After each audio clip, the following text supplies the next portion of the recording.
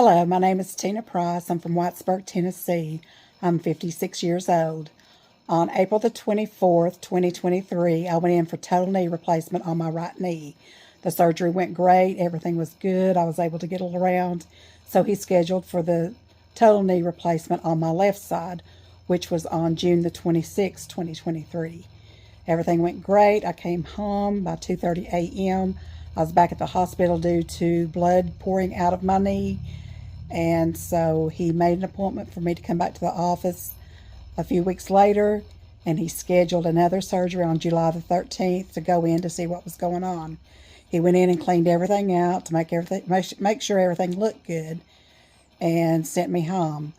And a few weeks later, I went back to the office for another appointment where he noticed redness and heat, so he said he needed to go in and take the knee completely out. And in doing so, when he took the knee completely out, he replaced it with antibiotic spacers. He also found E. coli inside, and so he gave me a PICC line to do antibiotics for 8 weeks. After the 8 weeks was over with, I did a 4-week cool down period, and then I was retested again.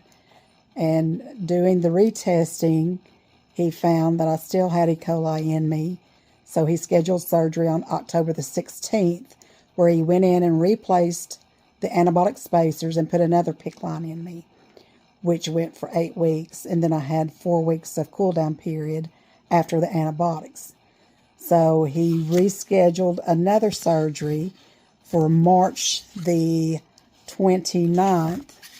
And he was going in with the intentions of being able to either put the knee in or put more antibiotic spacers in.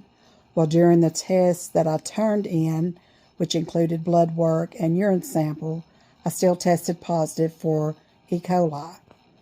So he called me at home and said he wouldn't be able to put the knee in, but we could do the antibiotic spacers and another PICC line.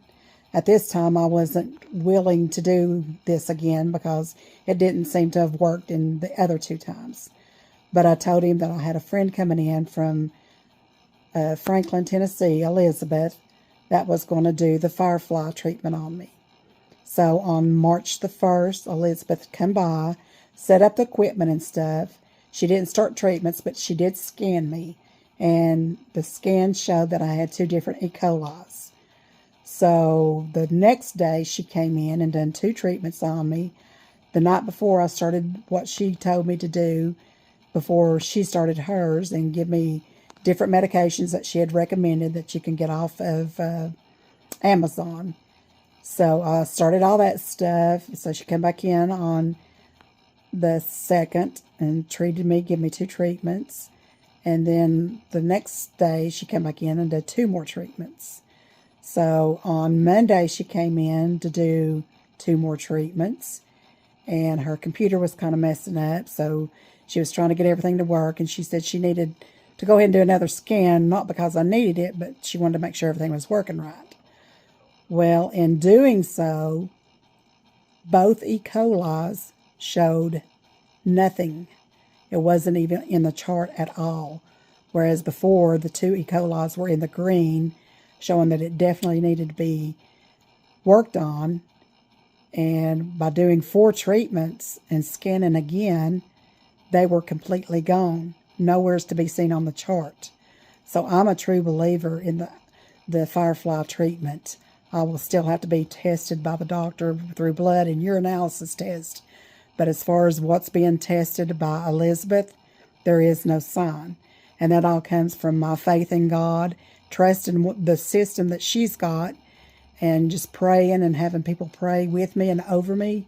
So as of today, she has finished a few more treatments, and tomorrow she will finish the last treatment, and I'll continue on with the regimen that she had given me and a few things, the machines that she's going to leave here with me to continue on after my next surgery. So I'm very grateful to Firefly, and I'm a true believer in it. Thank you.